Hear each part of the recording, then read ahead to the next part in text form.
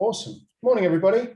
On what is a slightly gloomy Thursday, which means that all the bad weather will be gone by the time we get to the bank holiday weekend, obviously. So, yeah, May's been a bit of a wet month, to be honest. My grass looks amazing, but that's about it. With that, we've got a guest appearance. Mr. Bridges here today, so that's awesome. And likewise, we've got Sue from Smart Matching with Gemma and Lisa, who are going to be talking about basically rebuilding a business through a hybrid workforce. So, you know, analyzing what's happened during the pandemic and then basically helping people understand what to do moving forwards. We've got a really quick poll actually that we just wanted to sort of kick off with, which is to really understand what people are thinking about in the room in terms of, you know, their workforce moving forward. So if you wouldn't mind, if I just start this and launch the poll, would you mind possibly just answering that question? And then that will give Sue, Lisa and Gemma a bit of an idea as to what people are thinking about. Can everybody see that okay? Yeah, awesome. Okay. Fantastic. I think we've got just one or two more. That's fantastic. Thank you very much. So just quickly share those results. I think that's fairly binary, isn't it? Let's be honest. I don't think you could ask for more than 92% on a poll like this. So that's awesome. I think the hybrid working pattern is definitely something that a lot of businesses have looked at, and it's certainly something that as a business we've analysed ourselves. We know other businesses that have done that pre-pandemic as well. So it'd be kind of interesting. So with that, I'm going to hand over to yourself, Sue, if that's okay. You're going to take questions as you go, right? And sort of yes, please. Ask questions. Awesome. So yeah, with that, welcome, Sue. Thank you. Thank you, Ollie, and good morning, everybody. I'm just going to fire up the presentation here, and we can sort of have a bit of a conversation. So thank you to the Chamber, and thank you everybody for signing up for this morning's session. I'm joined by a few members of my team, that's Lisa and Gemma, and we just want to have a conversation this morning about a topic that we're particularly passionate about. And that is very topical at the moment, and that is how we rebuild businesses and actually the country with the benefits of a hybrid workforce. You may well be familiar with our founder, who is Ruth Gawthorpe, who also owns a sister company of ours called the Smart Working Revolution. And she has been banging the drum for many a year, saying that work happens in brains and not in offices.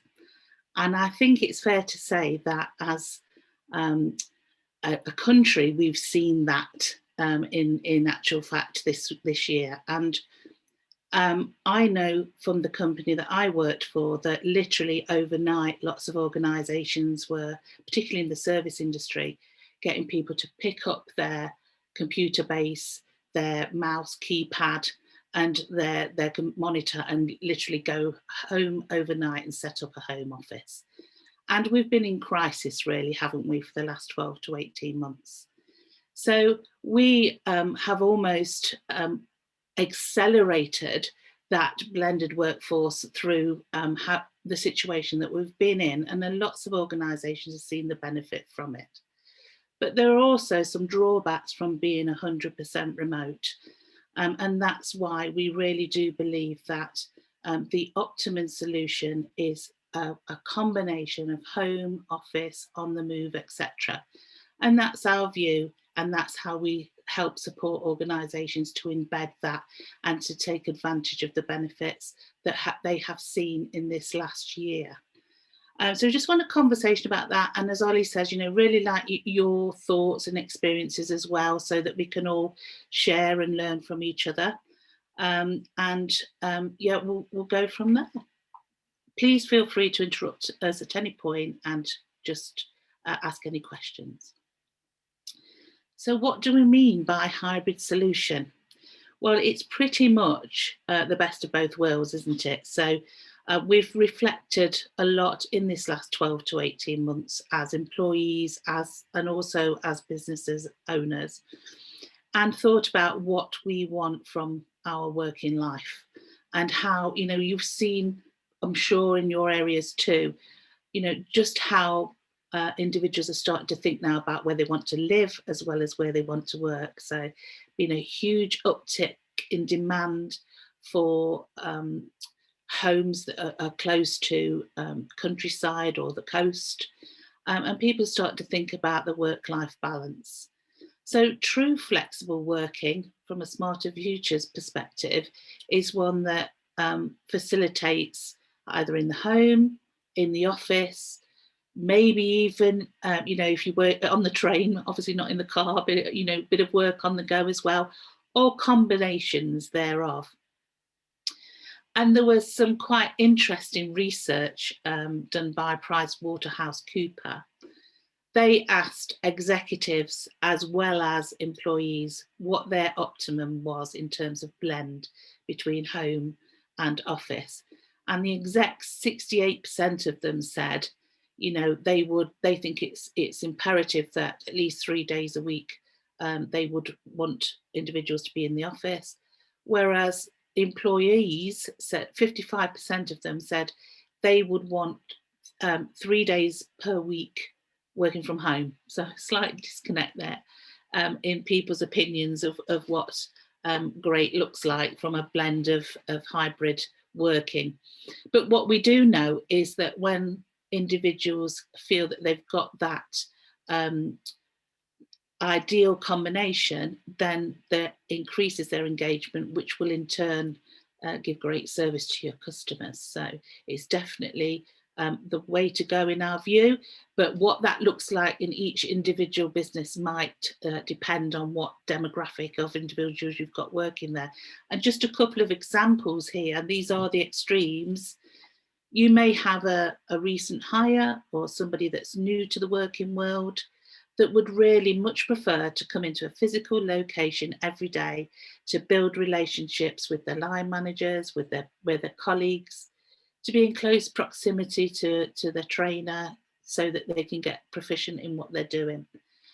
Whereas if you have individuals like I had in my last team that are literally stressed about 10 minutes before the end of their day, thinking, I hope I don't get a customer call at this point because I've got to race across town to get to pick their children up from school. So that impacts on them, their stress levels, and also the level of customer service they give.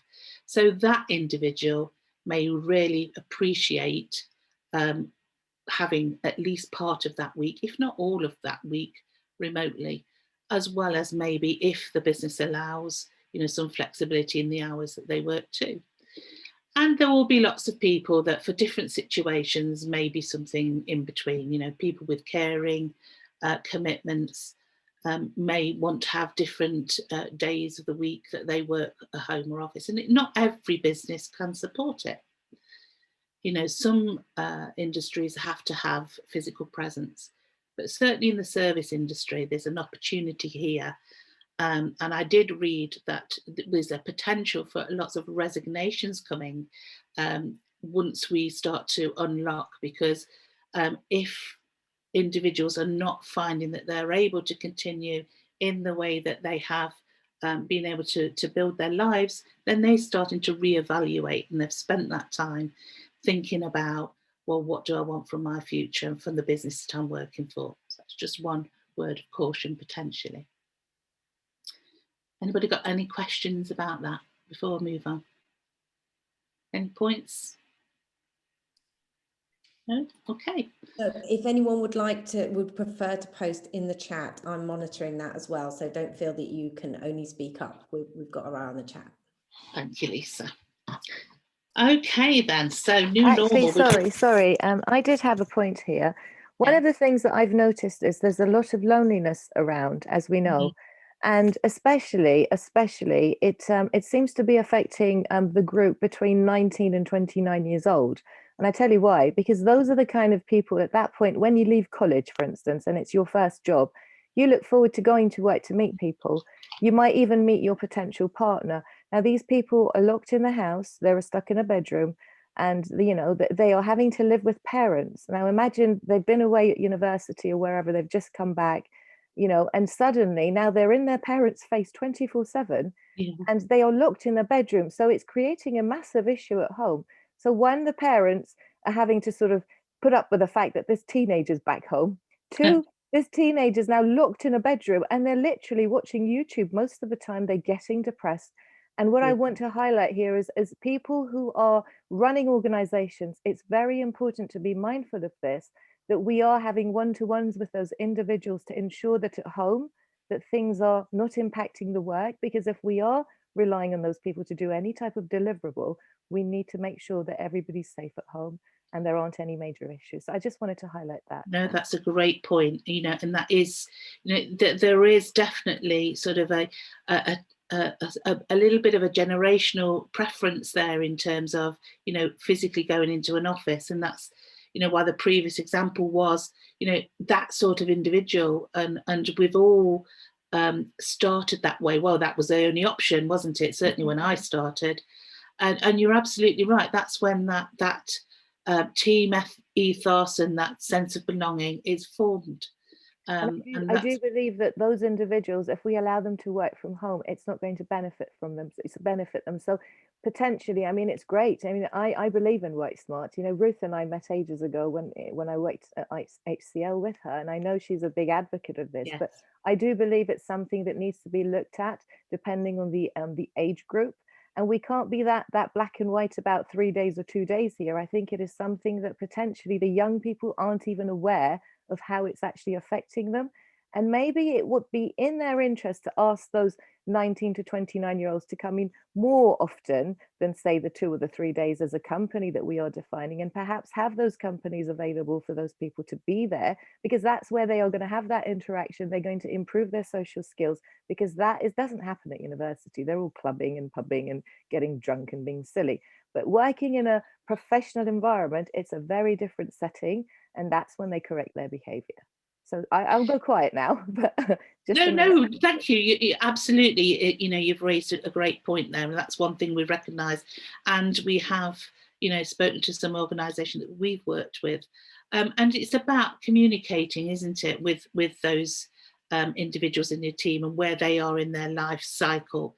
Because one of the teams that Ruth and I worked with many years ago were a school leaver team, and we, right at the very beginning, it was very much about introducing them to the working world, and the manager that we selected had got that right balance between a bit of a parental view, but also, they're in the adult world now, and there's certain sets of standards that are expected, etc. But fast forward now, I mean, that was probably about 15, 20 years ago now. Some of those individuals now got families, they've moved on to different roles, and their needs and desires have changed completely. So it's about constantly speaking to your teams and being able to understand what works for them and what can also flex for the business as well. You're absolutely right. So another thing we do, we do this 1, 2, 3, 4. So they say at the start of every meeting or whatever, you get people to do this 3 times a day, so they're mindful of their interaction. So 1, how do I feel? Have I slept well enough? 2, how is my family getting on? 3, my work environment. And 4, how I feel about myself, how happy I am, because we say happiness is within. And if we do that 3 times a day from a category of 1 to 5, I can go on about this in detail. I can put a post that I put up on LinkedIn. If we do 1 to 5, we can then monitor how we're feeling. And what they used to do at the beginning of every meeting was everybody do your 1, 2, 3, 4. And then you would know at the end of that meeting whether or not it's been productive or not. So if people have dropped their levels, then we know that meeting hasn't been productive. But if it has been productive, we know to do more of that. Yeah, there are lots of strategies like that. That's one of them, isn't it? So that there's lots of approaches like that can just help engage with your teams that are in-house and also those that are remote. And it's very important that you do that, with the combined team as well, in our view. Thank you for that. So, are we about to decide what our new normal is going to be? Is the next question.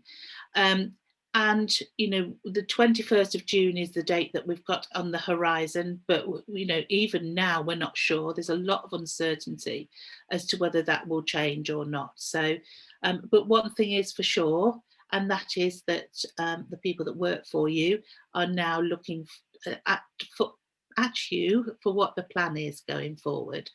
So again, if this is another one I'd like your thoughts and experiences for. So what's worked well for you this last 12 to 18 months? What are your team's preferences, and what is your plan? Anybody want to share that with us? Yeah, it's a good point. And actually the point that Zara was making about earlier on as well is that, we've got young employees that basically are working from home and this is their first job. And there is that level of connectivity. Actually, we have a bit of a split in that a couple of them like working from home, being quite remote. But I think when we start to look at what we do as an organization, and this is quite important, in that remote working is great, but it's not productive in a creative or a group setting. It's not as productive as being in the room. So I think from our side, there'll be a necessity to be in the office for certain activities. And that's more of an activity-based mandate than a, Monday to Friday, Monday, Tuesday, Wednesday, work from home, Thursday, Friday, you're in the office. But the other thing as well is being a software company, our releases and development's quite fast paced. We've done 5 releases in the last month. There was a lot of code that went out there. And actually, by people being remote, we have to put so much additional effort into making sure everybody's on point with messaging and knows what's happening as an organization. Whereas when you're in an office, you get that kind of transition, almost osmosis. It's not osmosis because it's not cell water transfer, but you get the point that I'm trying to make, that you pick up on what's happening with other people and things. So from our side, that's what we're looking at as our organizational structure, which is actually, it will be dependent on tasks and activities as to whether or not you're in the office or not.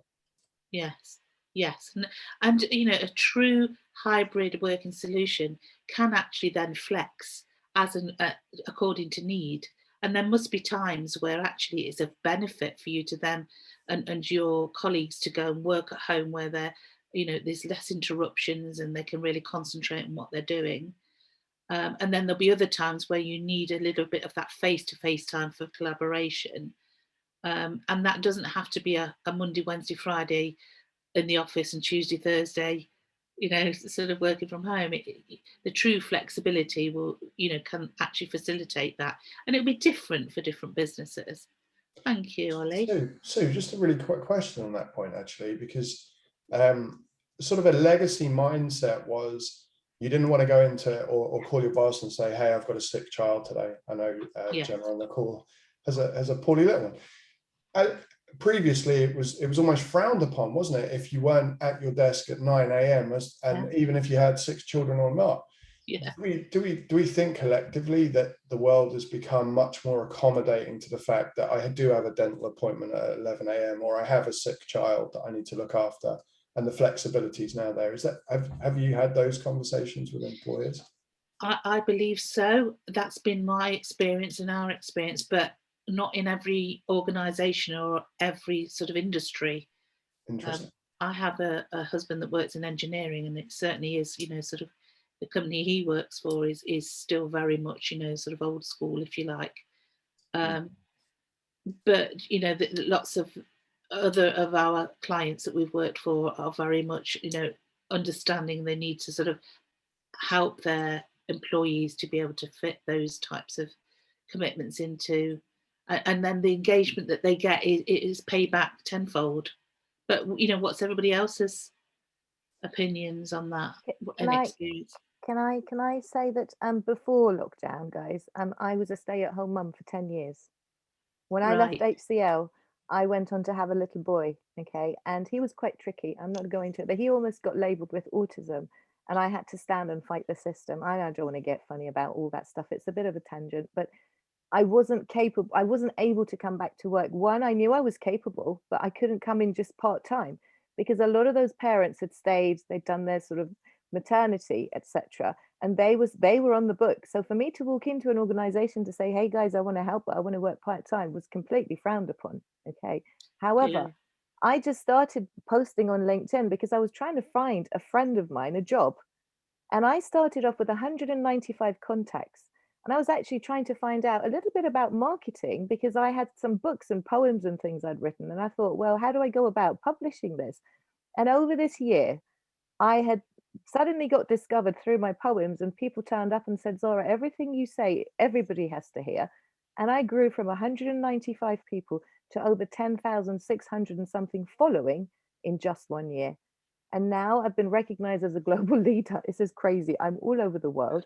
And I don't want to sort of big my own trumpet up here, but I've got connected with people through diversity and inclusion who actually want to change from the 3D Forbes model onto what we are going through at the moment is the 4D digital transformation model. I don't know how familiar you are, if you've heard of that or not, but there's a lady called Melanie Ross, and she's heading that up. And we are talking about how the entire organization, theoretically, and the world has to come together to work through this new model because the old one has failed. And WorkSmart is part of it, but there's also on the financial side, how we work together, relationships, data, security, everything is in that mix. So I don't know if you guys want to follow that. It's something that's available to all coaches and all mentors and any change agents, which Ruth is one of them. And so I believe, Sue, you'll be another one, and possibly everybody. Yeah, definitely. So I should Yeah, put a link up to that and come along you. every other Tuesday. She has a session. And so, yeah, she's a really good contact to know. And she's in England. She's in Arundel. And she used to work for God, Disney, Florida as a director. So that 1, 2, 3, 4 came from her because I went to, and she's actually one of my coaches as well. So I'll put up a link to her website. Yeah, that's interesting. Yeah, that's very interesting. Thank you. You know, it is very much, we're on the early stages, aren't we? But I do believe that this last 12 to 18 months has opened the eyes of, you know, lots of businesses to these solutions and the flexible approach, and also has also let people realise that they can trust their employees to work from home and deliver and some. So that has, you know, case proven. It's about where we go next.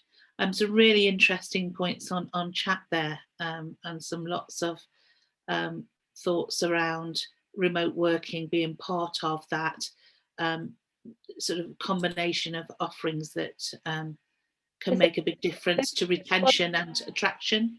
Yeah, Sue, I was going to say about actually it's going to be very important, I think, businesses offering choice and flexibility. Yeah. Being able to attract and retain, like you said previously, I think people are then going to be opening their eyes, because actually if their employer is then saying, actually, no, I want you in the office, and being quite strict about things and not providing that flexibility or the choice, yes, will move to organisations that do offer that choice. So I think there's a huge part about that retaining the good workers there. Yeah, Sarah raises a good point here about not generalising with age, and I fully agree with that. You know, there are lots of people within, you know, different situations that would love to work from home part of the week, as well as going into the office. And I know my good friend and previous colleague Emma here, Emma Carlin, is with us. Now, Emma has got family, but she would love to go back into the office. Emma, I don't know whether you want to sort of give us a bit of a background into that, if you're available. Yeah, sure. Hi, Emma. Hi, Sue. Hi, everyone. Yeah, so I start a new job on Monday, and for the last 2 years, I've been running my own business from home through lockdown, spending more time with the family, which has been great. But for someone that's been, I guess, out of the sort of organisation world for a couple of years, I'm really keen to spend as much time as possible in the office with the team to really understand the culture, how the company works, get a real feel and really, get to know everyone. But absolutely, sort of when I'm through that initial start period, I'm really keen then to have the flexibility be able to work from home, to be in the office. And I think the company I'm going to, it's actually the Chambers in the East Mids actually. So, and their approach is very much going to be hybrid working, but again on an individual basis. Let's have those conversations and let's see what suits. So I think that flexibility that people have talked about is absolutely key. So yeah. Brilliant, thank you. Right, so looks like there's very much a sense of agreement there in terms of flexibility, and it's now a great time to start to get a plan together. There's a bit of a conversation here. We've covered a lot of these, but what are the benefits of hybrid working to employees and businesses? Is there anything else that we've not covered that somebody wants to sort of call out here in Yeah, terms if I of can, benefits? if I can chip in. Yes, please do. Historically, would the group say that working from home has been seen as a benefit? Because if that's the case, and it has a cash equivalent, and you foist a benefit of working from home everyone in a pandemic, and then you take it away from some and not others, well, that's opens up discrimination with a capital D. So when it comes to employee benefits, as in the ones who get to work from home get more cash because they don't incur a commuting cost, Yes. for example, or because you've just had a baby, or not had a baby, or can have children, or can't have children, or Yeah. it's a potential minefield. So yeah, I think when inserting the word benefit in, I think you need to be very careful to keep it Yes. as a benefit and not a benefit. And navigating those waters, I think, is going to be tricky. And at some point, someone's going to say, well, they're allowed to work from home and I'm not. Yes. And that's a problem. And I'm going to sue you. Yes, yes, that's a very interesting point, actually, because there are benefits, financial benefits from the commute, isn't there? So we know that's one of the things that we have got here, as less time commuting, reduced transport costs. Yeah. So this person, so sorry to interrupt. No, but yeah, if you're letting someone work from home, or giving them the ability to work from home, but not this person, then in effect, if historically it's been seen as a benefit, but now it's just seen as flexible working, well, the pandemic is a very fuzzy boundary there. And if it was cash and you suddenly said, right, everyone's going to get £1,000 pay rise because of the pandemic, and we're going to take your £1,000 away from you and yours, but not yours, because we just want the flexibility. And it gets even worse if you let the employee decide.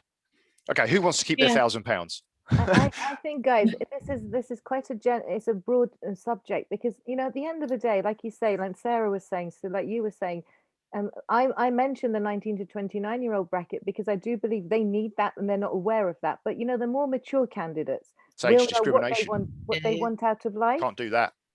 What they want out of life. So for instance, I may not have support to look after my child. I might not trust somebody, but somebody may want their mother to help with their, pick up the school or what have you. And equally, you might be an introvert and you might prefer to work from home. You might actually be more, so if you're an introvert and it's a mental health problem. No, not a mental health problem. What I mean is, for instance, if you're working on software and you actually work better, you're more functional working from home in a quietish environment, maybe perhaps even you're more productive at 2 or 3 o'clock in the morning, that then suits you better to work from home in those hours. And as long as you're doing that deliverable, it doesn't matter if you're following an agile approach.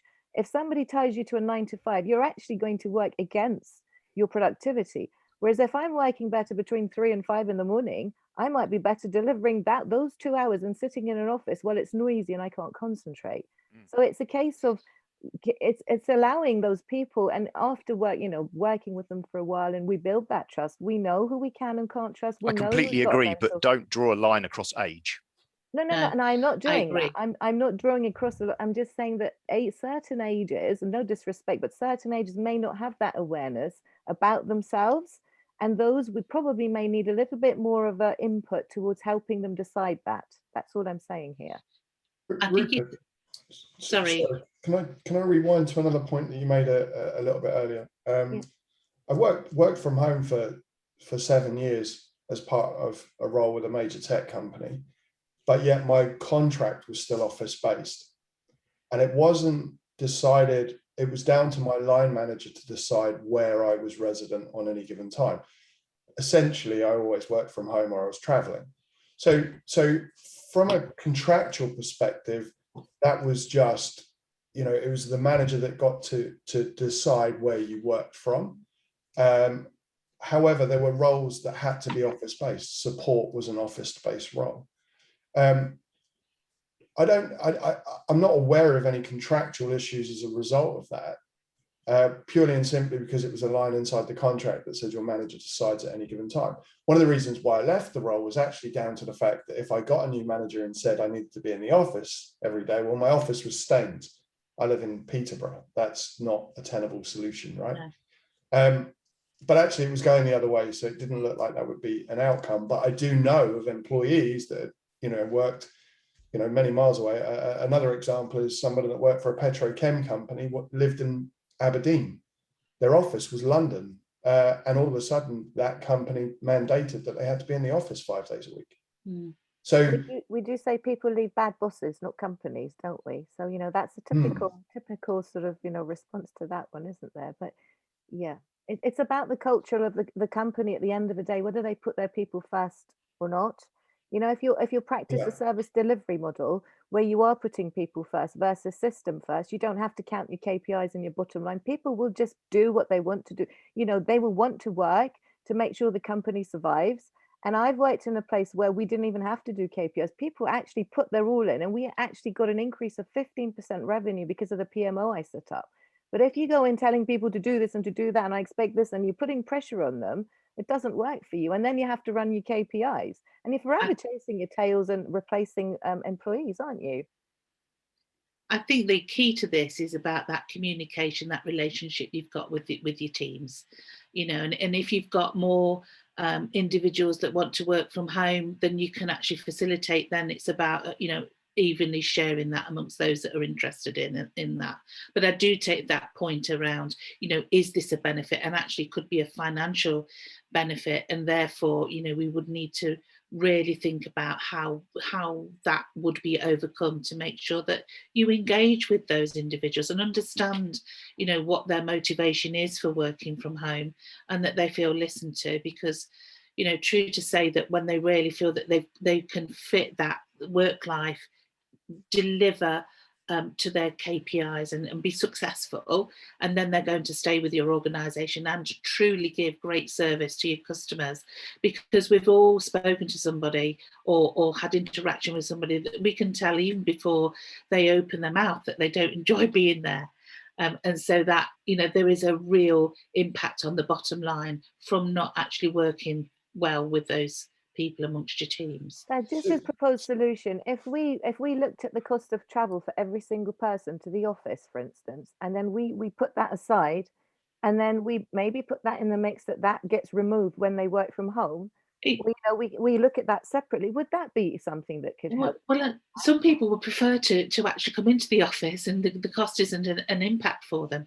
No, but say we will give that to you, you know, to cover those 3 or 4 days you come in. That's your petrol money back. You know, like you go if you're self-employed or if you're charging as employees, we never get any of those benefits. They just assume we come into work and it comes out of our pocket, doesn't it? It depends on it depends on what your contract says your place of work is. If your place of work is home, then you can absolutely charge to go in and out of the office. And that was part of the big issues that I had previously, because I'd go to Heathrow a lot. Well, Staines and Heathrow are very similar. My contract says I'm employed in Staines, so I could never claim, you know, allowance to drive all the way from Peterborough to Heathrow and back. But what I'm saying is not just contractors. If we looked at that for employees as well, would that? No, I wasn't a contractor. No. That is when you're an employee. So I was PAYE as an employee. I've worked in places where contractors come in and they can always charge, you know, their expenses. Whereas as employees, we couldn't do that. The standard contract said, they just assumed you're going to somehow find your way there, no matter what, whether it was rain, shine, trains, snow, they wanted you there in the office.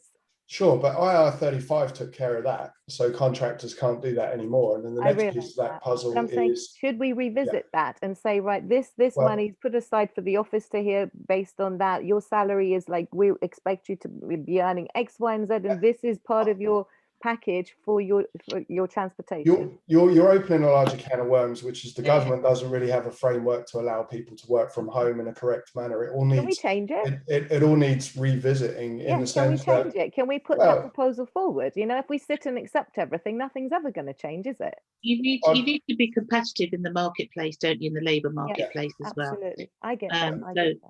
So you know, it will very much depend on what your overall offering is, and actually, if you pay well, then, you know, having to meet your own travel expenses won't be an issue.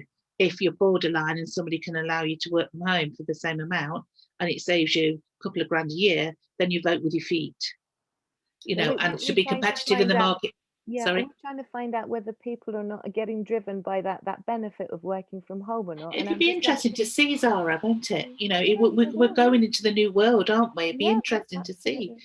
And I how think this pans out.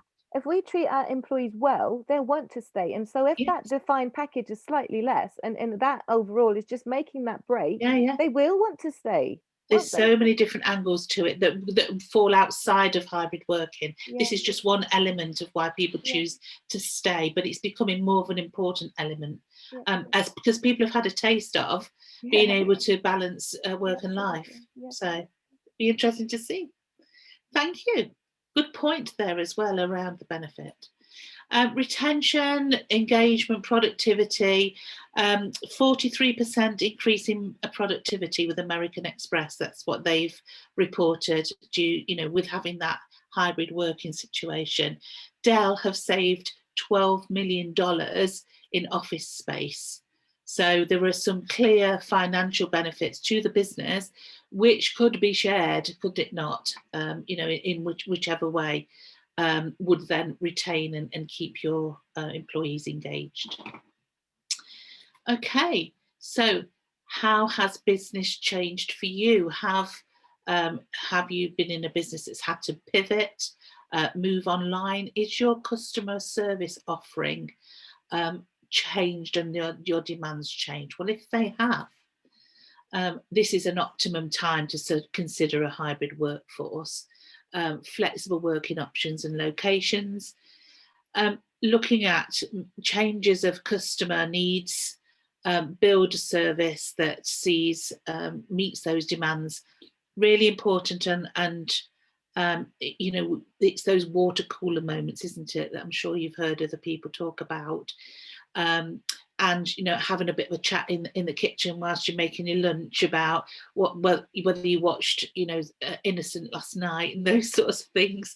That social interaction is what builds the culture within your business and forms the teams and that bond. So it's really important to build that in and include your remote teams alongside your in-house teams so that you feel like everybody belongs, to keep those collaboration levels up.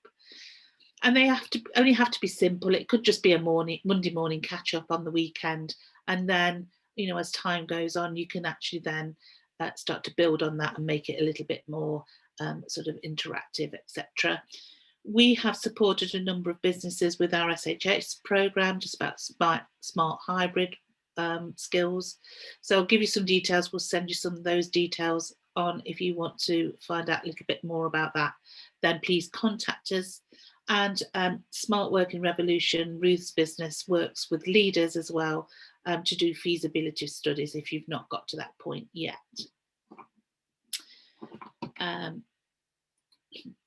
So this is just a bit of a case study. So a company that we've worked with, Green Kite, we started working with them just before lockdown. And when lockdown hit, like a lot of business owners, they're sort of like, oh, right, let's pause everything. Let's get everybody out into their homes.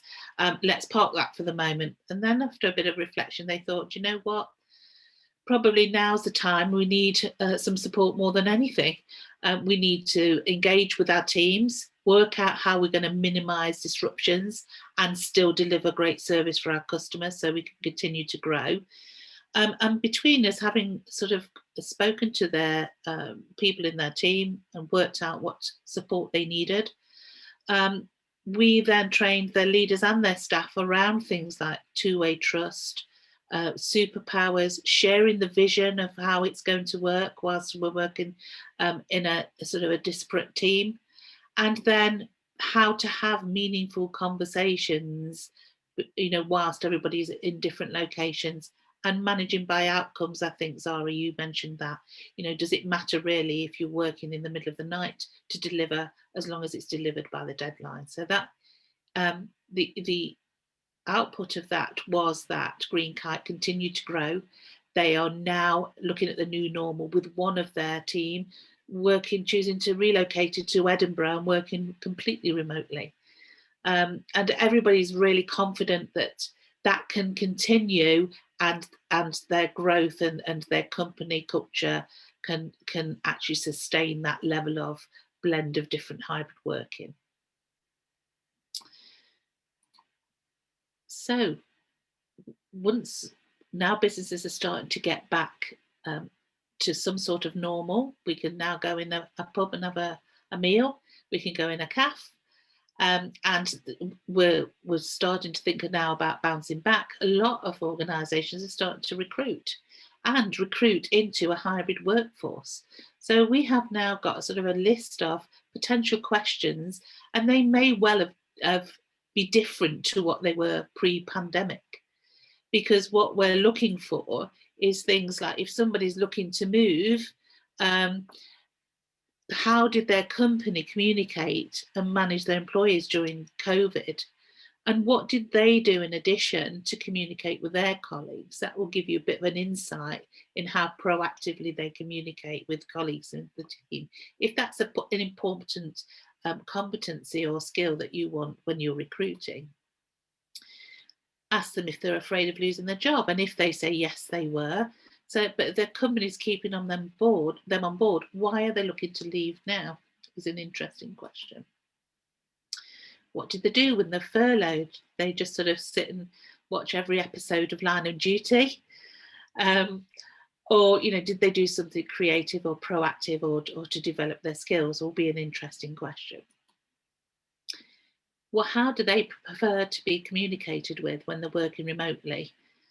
So that will let you know if they're familiar with things like Zoom and Teams, etc., and Slack, and how likely they are to fit in with your team potentially. What do they do differently now post-pandemic? So this is about really how they adapt to change, and how that their transferable skills to work and change in general. And how do they clock out? One of the things that a lot of our the people that we work with have told us is it's that demarcation between work and home life, and the difficulty of then being able to clock off. So that will be a really interesting question to find out what strategy they've sort of adopted in order to be able to separate the two, particularly when you're in a hybrid workforce, because that's something that they may well need some support with going forward. Any questions about, sorry, I've gone a bit further forward. Any questions about any of those questions? Any thoughts from anybody? Oh, I've got a few on chat. Is there anything on this, Lisa, about questions at all? I have something, if that's okay. I don't know. Yeah, of course, yes. Right. So one of the things I wanted to talk to everybody about here is something called entanglement. I don't know if we're aware of this or not. Is that something that's talked about often? So it's something I really struggled with when I was working in one of my previous roles back in 2002 until 2007. Okay. And it's when people have too much interaction of the opposite sex, and then they get involved with each other, and they could potentially break marriages up. Now, over lockdown, there's been that sort of stuff happening a lot. People are lonely, and if, like, I've come forward and I am married, I've been married for nearly 20 years, but because I care and I've been trying to share my life stories, a lot of those 19 to 29-year-olds I'm telling you about have all become entangled with me, and they don't want to talk to anybody else. And so what I'm saying is, if we do have those one-to-one interactions with people, we do need to be mindful of keeping them to a minimum.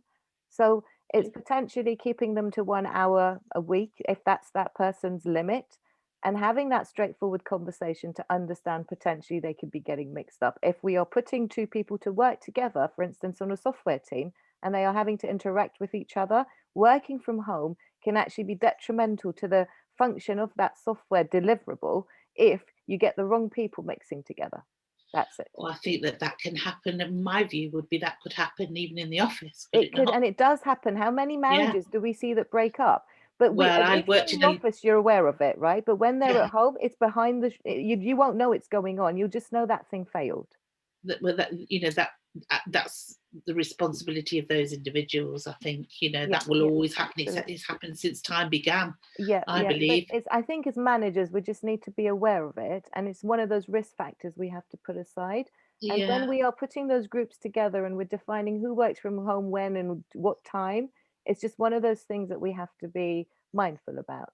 It's interesting. I think that would be very tricky to navigate and almost impossible. But I was always the last to know who was with who, but I can assure you that eventually I found out somebody was with somebody else, and that one I think that's probably larger than hybrid, but interesting point. Thank you. So there was something on the chat. Someone asked about the 4 superpowers. What do the superpowers mean on the previous slide? Okay, did you want to take that actually, Gemma? Because I know you would. Yeah, so I've just said that just from kind of working with companies introducing hybrid, that they were the 4 superpowers are the agility, adaptability, tenacity, and empathy. So those are the kind of 4 key superpowers that the employers and also the employees need in order to do that. So I've just let you know I've answered Brilliant. That. Thank you, Gemma. Yeah, you know, adaptability, agility, all fantastic superpowers that are really key when it comes to, you know, being really successful hybrid worker. Empathy as well, you know, it's great for both employer, employee to empathise with the situation. So thank you for that. We'll move on to training then. Training directly into hybrid workforce is something that really needs to be planned out. And we recommend that you give it some careful consideration if you're thinking about recruiting into a hybrid team. Whether they are new hires or existing hires, there's undoubtedly going to be a lot more change, more uncertainty. And we would recommend, and we can work with you if you want our support, a programme of training so that they've got the right skills to move to hybrid. And it's going to be a whole new ball game if they've not already been in that situation. The important thing is that, you know, customer service is front and centre, and the needs of the customers are met. I know that a lot of organisations I've tried to contact are still talking about the pandemic as if it happened yesterday, and put me on a queue for almost an hour, HMRC. But, you know, on the benefits, when you do actually speak to somebody, if they're actually in their own home office, you are getting their undivided attention. So, you know, it's for every organisation to think about volumes, shift patterns, you know, and how that practically is going to work, and to start to upskill the colleagues and how best to deliver that service in this new situation.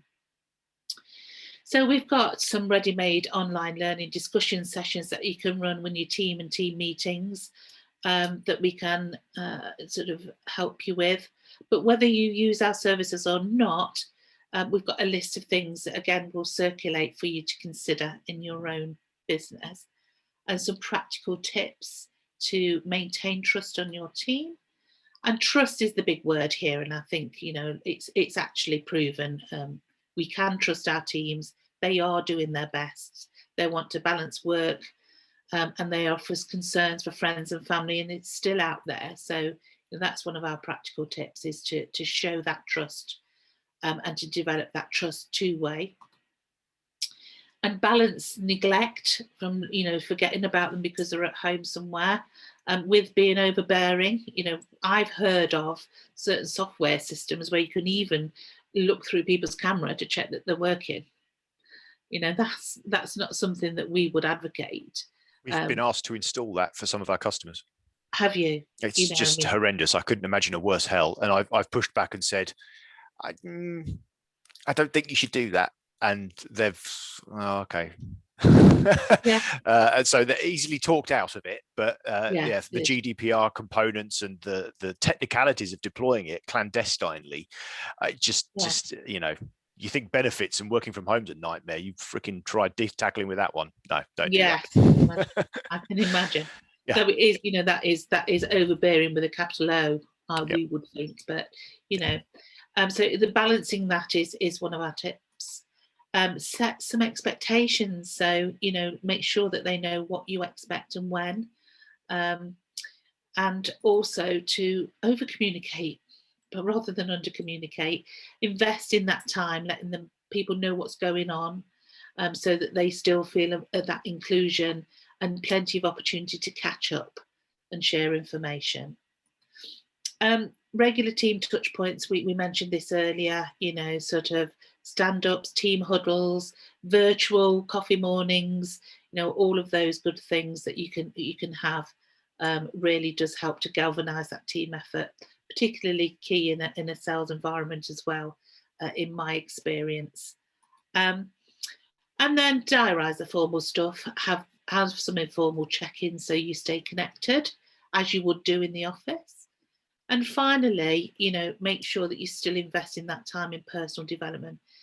Just because somebody chooses to work the majority or maybe even all of their week remotely doesn't mean that they don't want to develop their careers. So really important that all of that good work still continues.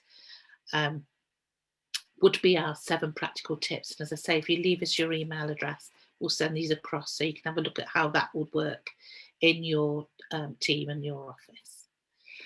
Just a bit of an overview of the programme. Again, we'll send this across. This is just our standard programme, but it is fully flexible. And it's really designed to empower and inspire your team to deliver outstanding customer service. So that's the crux of it. And we can deliver that via Zoom, we can do face-to-face, or there's even e-learning solutions as well. Things like resilience, routines, getting the right operating rhythm so that everybody knows what's expected of them, that there's that trust and shared vision are amongst these, but completely configurable to what's needed in your environment.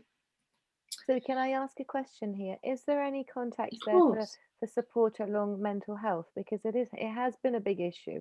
And we do always talk about it, but ultimately we do need some kind of practitioner as a reference point that's trusted, that potentially we could recommend organizations to contact if they do think that somebody in their organization is potentially struggling. Have you, because I do have lots of people in my contact list. I was just wondering if that was something that you had on offer to help. We have got like a lot of organizations, mental health first aiders.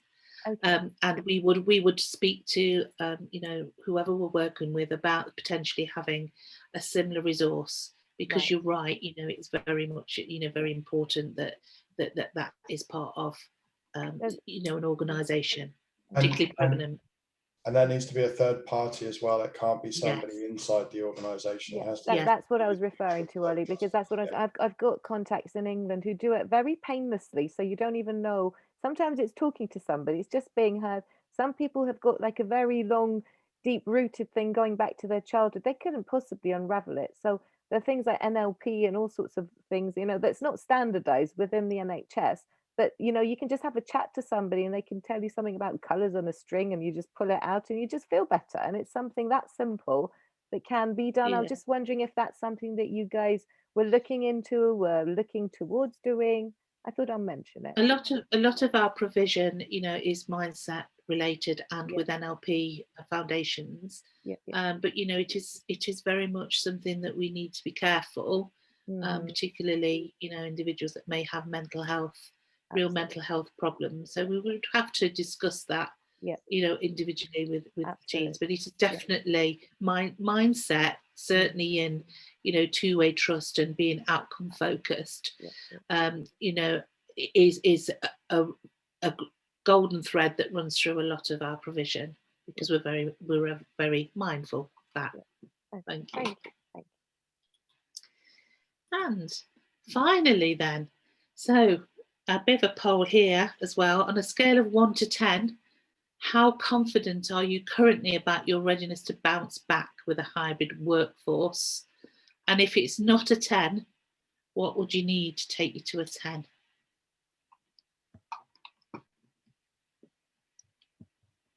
Don't just say 6 because the arrow points at 6. What do you think, guys? But I'd be nowhere because I haven't even got any offices set up, and my team's everywhere. So, okay. My other guys, as a crowdfunder, we were really lucky. We were able to move to a remote workforce without any kind of drop of productivity. It's worked out very well for us, but what we're struggling with at the moment is that it's incredibly hard to monitor people's mental health and well-being.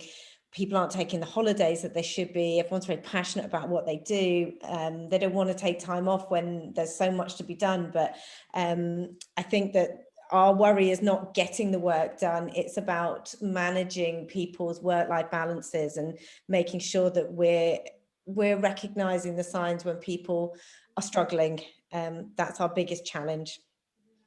One of the things, guys, I found that really helped is setting up a book club. So I've got people to come along to read books and, you know, just mixing together. And one of the books that I recommended was that How to Make Friends and Influence Others, but by Dale Carnegie.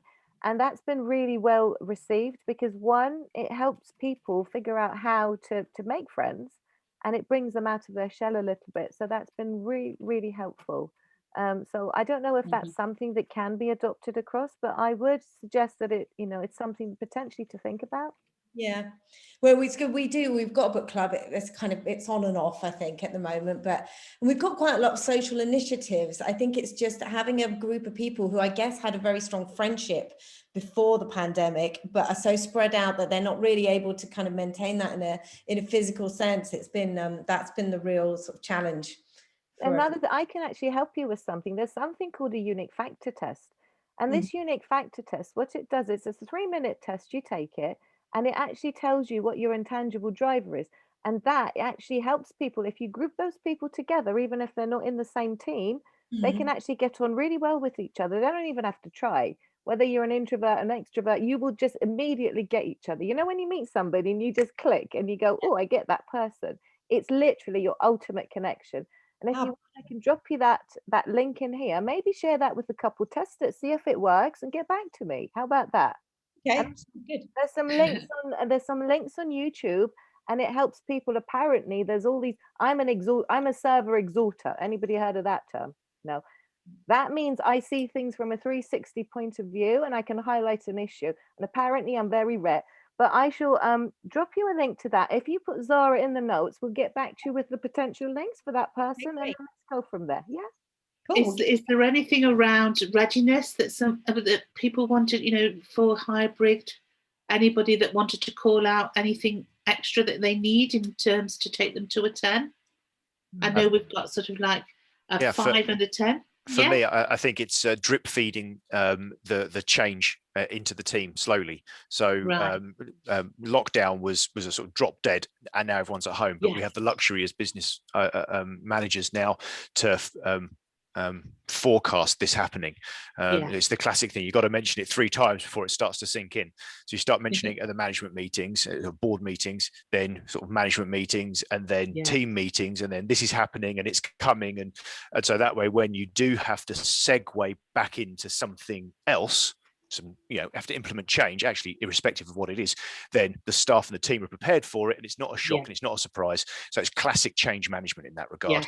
So for the love of God, don't just drop this on people. Start signposting it very, very clearly, a long way out. This is happening, this is coming, and that gives you a really good opportunity, if you are going to ask for feedback and opinions, to take action on what you're told. Obviously, you don't ask for someone's opinion if you're not prepared to take action on it. So lots of signposting. It's a great point, Rupert. It needs to become part of the organization's DNA, and that takes time and it takes effort, and that's part of the responsibility of senior leadership.